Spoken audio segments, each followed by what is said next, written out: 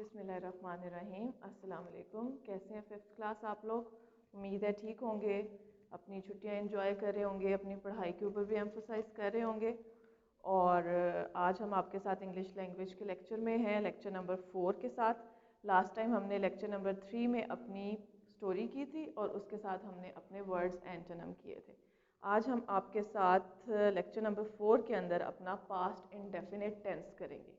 अब ये आप लोगों का लेक्चर जो है ये बहुत इंपॉर्टेंट है, आप लोगों ने इसको अच्छे से समझना है। एक्सप्लेन मैं आपको हर चीज़ कर दूंगी, लेकिन जब तक आप इसको ध्यान से समझेंगे नहीं, सुनेंगे नहीं, तब तक आप इसको अच्छे से अंडरस्टैंड नहीं कर सकते। सो आज हम अपना लेक्चर स्टार्ट करते हैं। So let's get started. सबसे पहले तो हम अपनी हेडिंग देंगे अपने टॉपिक की, पास्ट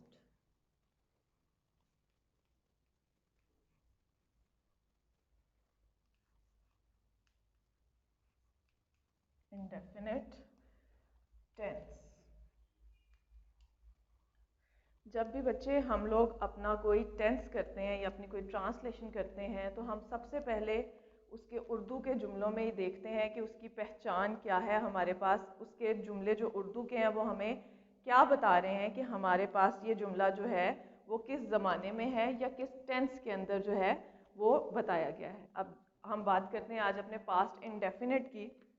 तो इसकी हमारी पहचान जो है वो ये होती है कि इसके आखिर में आपकी बड़ी ये, छोटी ये या आपका अलिफ वगैरह आता है। ठीक है, ये आपकी पहचान है। पहले हम इसको बोर्ड पे लिख लेते हैं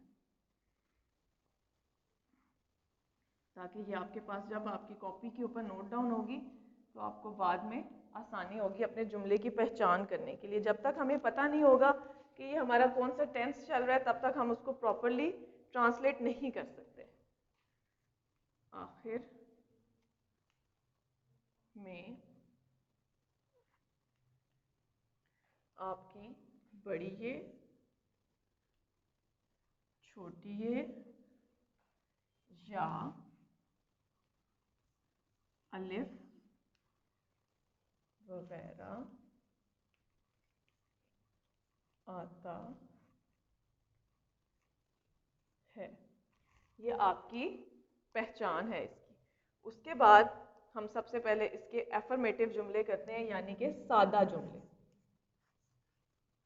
उसको बनाने का तरीका मैं आपको बताती हूँ। जैसे कि सेंटेंस का एक फॉर्मूला होता है, मैंने आप लोगों को बताया था, इसी तरह से इनका भी एक प्रॉपर फॉर्मूला होता है। उसके अकॉर्डिंग हम अपना जुमला जो है उसको ट्रांसलेट करते हैं। एफर्मेटिव सेंटेंसेस यानी कि जो सादा जुमले होते हैं, एफर्मेटिव कहते हैं सादे को। ठीक है, अब इसका फॉर्मूला है हमारे पास।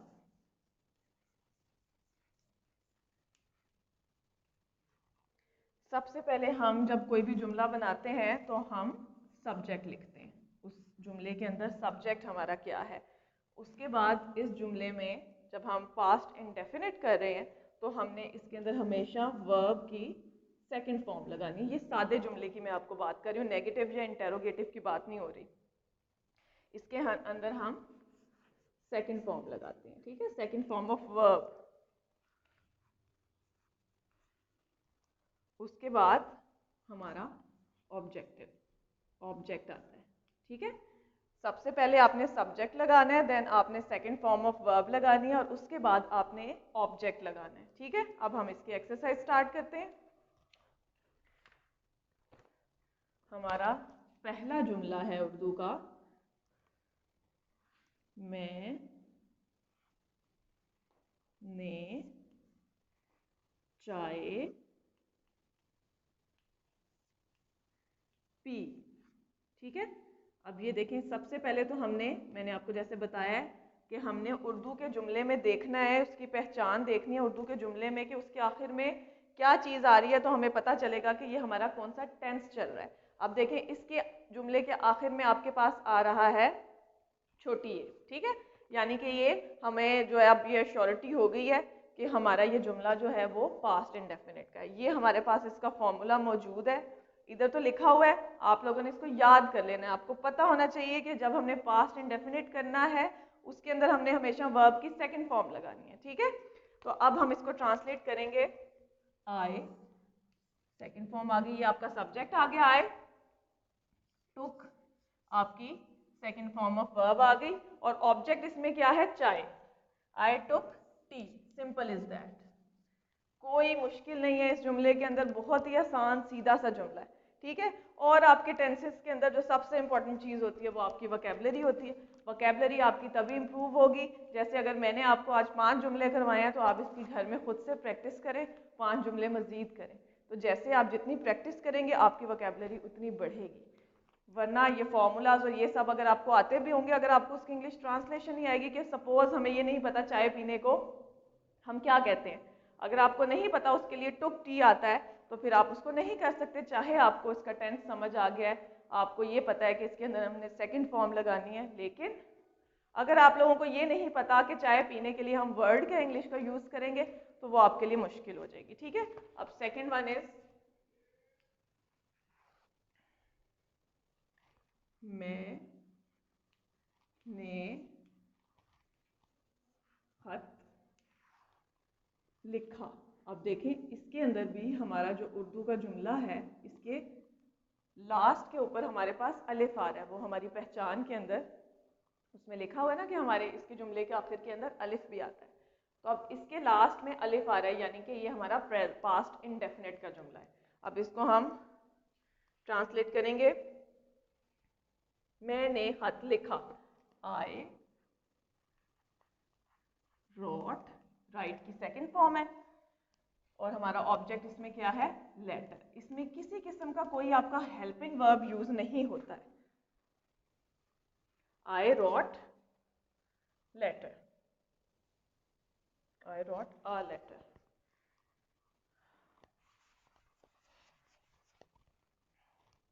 आई रोट अ लेटर, ठीक है। अब हम अपना थर्ड सेंटेंस करेंगे। उसमें हमारे पास लिखा हुआ है हम कल दरिया पर गए, ठीक है। हम कल दरिया पर गए। अब ये एंड कहाँ पर हो रहा है, बड़ी ये के ऊपर, ठीक है। हम हमारा सब्जेक्ट है, वी। अब गए हमारा जो है वो वर्ब है, तो इसकी इंग्लिश क्या होती है, गो, ठीक है। हम सेकंड फॉर्म लगाएंगे यहाँ पर, went. We went to river. अब कल है तो इसके लिए हम लगा देंगे यस्टरडे, ठीक है, सिंपल।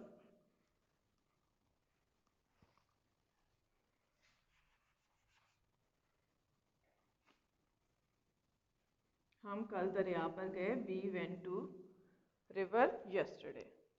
उसके बाद हमारा फोर्थ सेंटेंस है, तुमने नया मोबाइल खरीदा।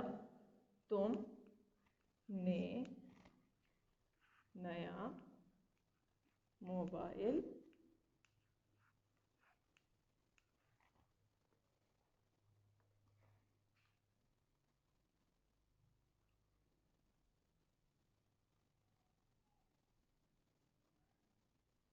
तुमने नया मोबाइल खरीदा। अब इसके अंदर भी हमारे उर्दू के जुमले के आखिर में अलिफ आ रहा है। You bought a new mobile.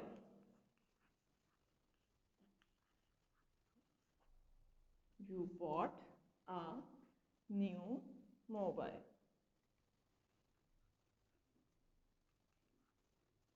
ठीक है। अब हम इसका फिफ्थ सेंटेंस करेंगे, अम्मी ने खाना पकाया। अम्मी ने खाना पकाया। अब हम अगर इसके भी जुमले के एंड पर देखें तो हमारे पास अलिफ आ रहा है। अम्मी के लिए मदर यूज होता है, मदर। कुक्ड सेकंड फॉर्म है हमारी कुक की, फूड, ठीक है, सिंपल। बहुत ही आसान है, बल्कि ये बहुत सबसे ज़्यादा आसान टेंसेस के अंदर हमारा जो है वो पास्ट इंडेफिनिट आता है। ठीक है, अब हम इसकी एक दफ़ा रीडिंग कर लेते हैं। मैंने चाय पी, आई टुक टी। मैंने खत लिखा, आई रॉट अ लेटर। हम कल दरिया पर गए, we went to river yesterday. तुमने नया मोबाइल खरीदा, you bought a new mobile. अम्मी ने खाना पकाया, मदर कुक्ड फूड। अब ये हमारे जो हैं वो एफर्मेटिव सेंटेंसेस जो हैं वो 5 की हमने एक्सरसाइज कर लिया है। आपको जैसे मैंने कहा था, आप लोगों ने घर में इसकी मज़ीद प्रैक्टिस करनी है ताकि आपके लिए ये आसानी हो जाए। ये हमारे जो है वो 5 सेंटेंसेस एफर्मेटिव के कंप्लीट हो गए। अब हम नेक्स्ट के अंदर अपने नेगेटिव सेंटेंसेस करेंगे। अच्छा जी, अब हम करेंगे अपने नेगेटिव सेंटेंसेस। तो अब हमारे नेगेटिव सेंटेंस का फॉर्मूला जो है पहले हम वो लिख लेते हैं ताकि आपके लिए जो है ना फिर बाद में समझने में आसानी हो जाएगी। नेगेटिव कहते हैं मनफी जुमलों को जिसके अंदर नहीं का इस्तेमाल होता है।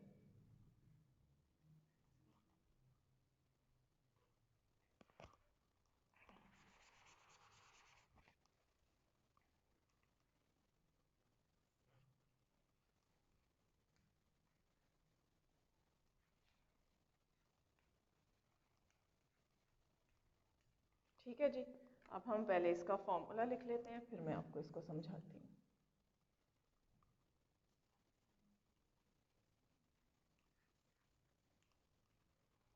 सबसे पहले क्योंकि हमारा सब्जेक्ट आता है, हमने सब्जेक्ट लिखना है।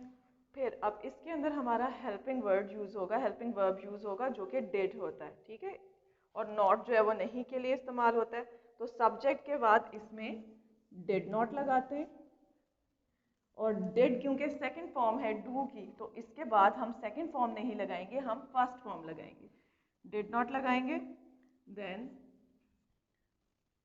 फर्स्ट फॉर्म ऑफ वर्ब, और फिर आपका ऑब्जेक्ट आ जाएगा।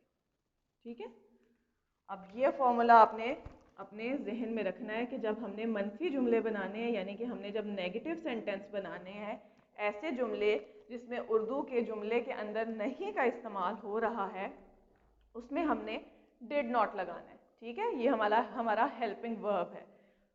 बाकी पहचान उसकी वही है, इनके भी आखिर के अंदर अलिफ बड़ी ये या छोटी ये आती है। ठीक है, अब हम इसकी प्रैक्टिस करते हैं, फर्स्ट एक्सरसाइज करते हैं। फर्स्ट सेंटेंस है हमारा, हफीज ने मेरी मदद नहीं की।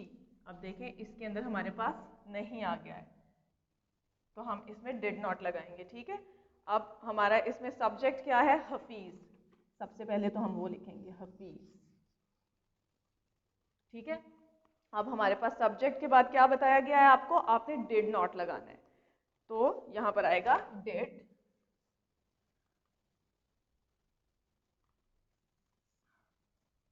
नॉट। अब क्योंकि इसके साथ अब हमने सेकंड फॉर्म नहीं लगानी, ये बात अपने जहन में आपने रखनी है। अब हमने फर्स्ट फॉर्म लगानी है, तो मदद करने की इंग्लिश हमारी होती है हेल्प, हेल्प। ठीक है, डिड नॉट हेल्प, ऑब्जेक्ट हमारा है मी, मेरी। ठीक है, हफीज डिड नॉट हेल्प मी। ठीक है, ये हमारा पूरा सेंटेंस ट्रांसलेट हो गया। उसके बाद हमारा सेकंड सेंटेंस आ जाता है, उन्होंने रेडियो सेट नहीं खरीदा। उन्होंने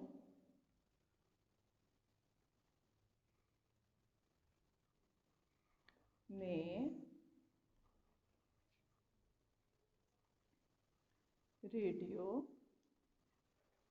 सेट नहीं खरीदा। अब आप देखें तो इसके भी आखिर के अंदर अलिफ आ रहा है। ठीक है, अब उन्हों की इंग्लिश हमारी क्या होती है, दे। ठीक है, दे डिड नॉट आया हमारा फॉर्मूला के according, did not. First form आई खरीदने के लिए क्या वर्ड यूज होता है, buy. They did not buy a radio. Radio set की इंग्लिश भी रेडियो सेट ही होती है।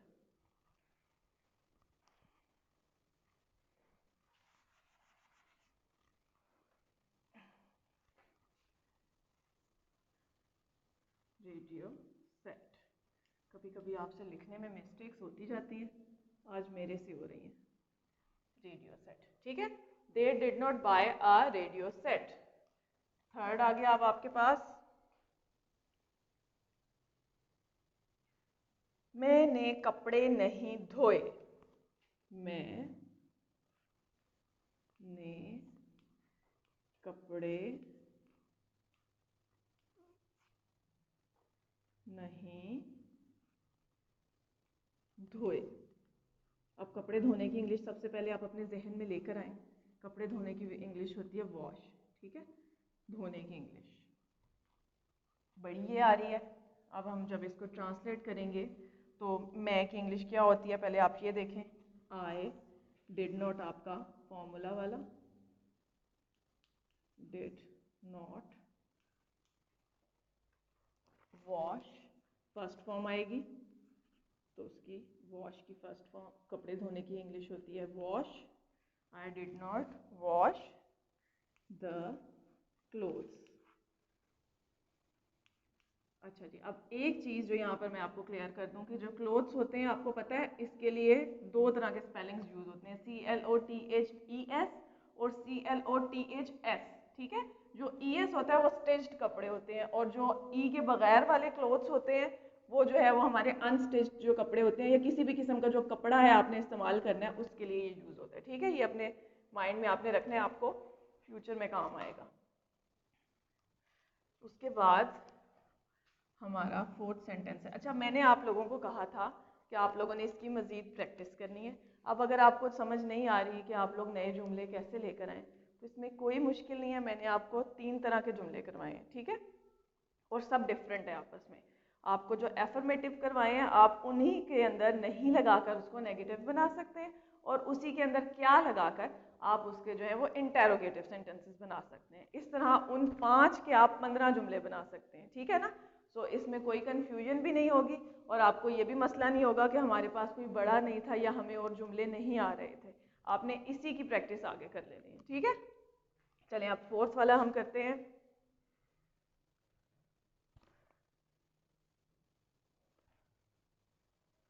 Police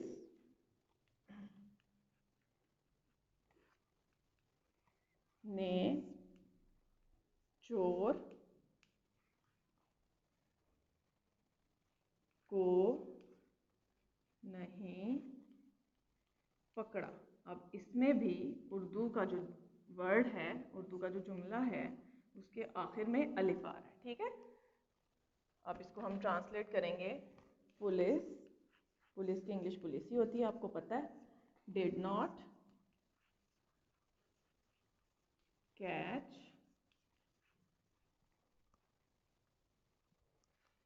the thief. पुलिस ने चोर को नहीं पकड़ा। अब आपका इसका फिफ्थ सेंटेंस है, मैंने सबक याद नहीं किया, जो कि आप अक्सर अपनी टीचर को बताते हैं, ऐसे ही कहते हैं ना। तो इसकी ट्रांसलेशन होगी, आई did not learn my lesson, ठीक है।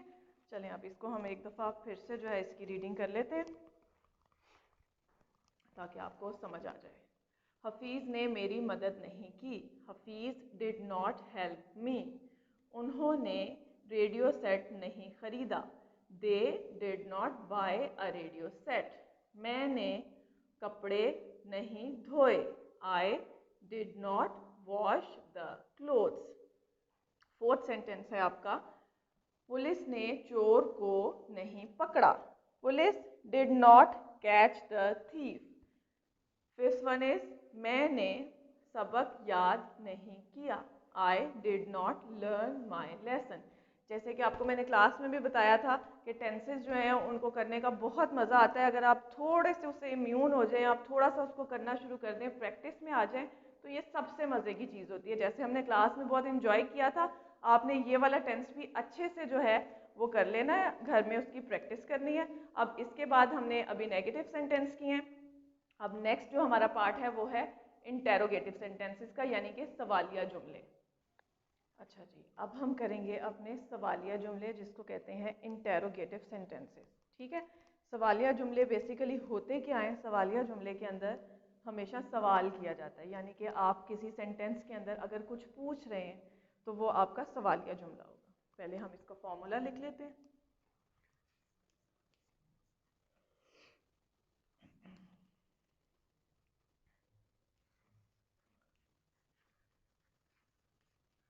Interrogative sentences.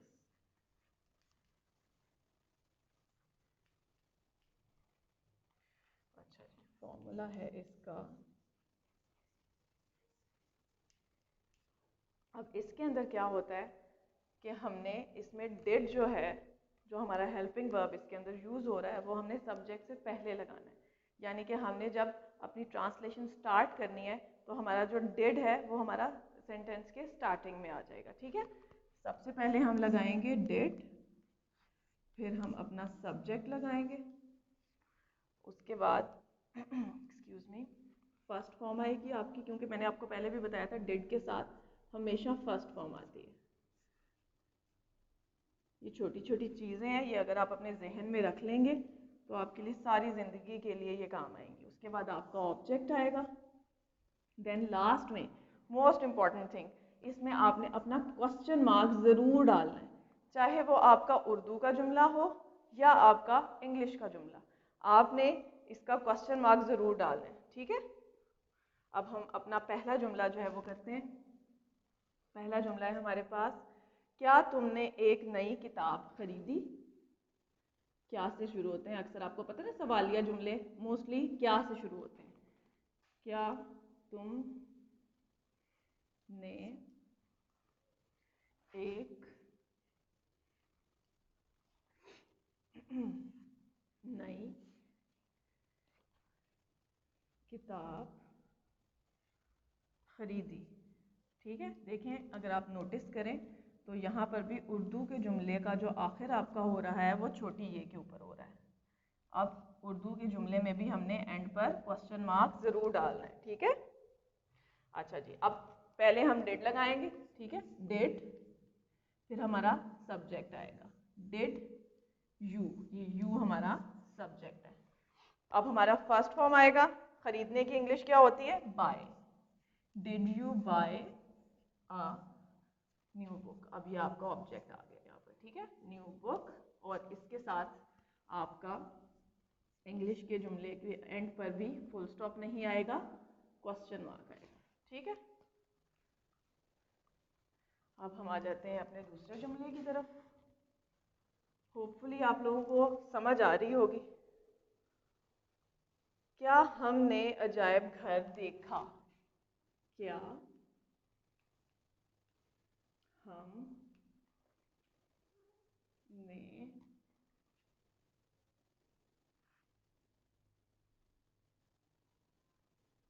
अजायब, अजायब घर कहते हैं म्यूजियम को, देखा? इसके भी जुमले के आखिर में अगर आप देखें तो अलिफ आ रहा है। ठीक है, अब हम जब इसको ट्रांसलेट करेंगे तो सबसे पहले हमने डिड लगाना है, डिड वी, हम, फर्स्ट फॉर्म आएगी सी द म्यूजियम, सिंपल, और एंड पर आपका आ जाएगा क्वेश्चन मार्क। थर्ड है, क्या मोची ने जूतों की मुरम्मत की? क्या मोची, मोची क्या होता है? मोची होता है जो आपके जूते सही करता है। ठीक है, जूते जोड़ता है। क्या मोची ने जूतों की मुरम्मत? अब मुरम्मत के लिए वर्ड यूज होता है मेंड। ठीक है, ये मैं आपको जैसे बता रही थी ना कि जब तक आपकी वोकैबुलरी स्ट्रांग नहीं होगी आपके टेंसेस नहीं हो सकते। की, ठीक है, ये भी छोटी ये के ऊपर ख़त्म हो रहा है। अब हम इसको ट्रांसलेट करेंगे तो क्या लिखेंगे, डिड द कोबलर, मोची कहते हैं कोबलर को, कोबलर मेंट द शूज। ठीक है, आगे आ जाएगा आपका क्वेश्चन मार्क। उसके बाद फोर्थ है, क्या तुम स्कूल गए। अक्सर आपसे ये सवाल किया जाता है, क्या तुम स्कूल गए। इसमें हमारा वर्ब है जी गए। Did you go to school,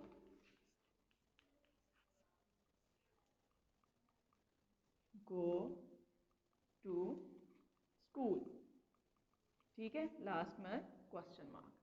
अब हमारा आखिरी जुमला है, क्या हमने नमाज पढ़ी। क्या हमने